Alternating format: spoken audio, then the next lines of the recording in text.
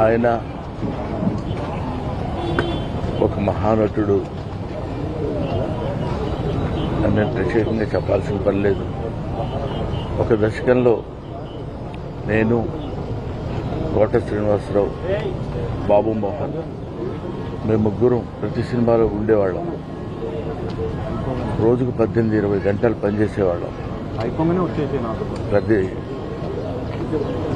Last 40 years 4 decades-గా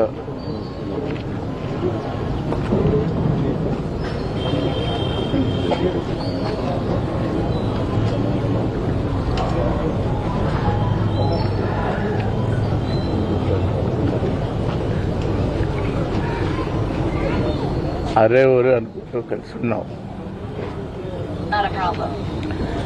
వాళ్ళ కోట లేడు అంటే నమ్మలేకపోతున్నాం.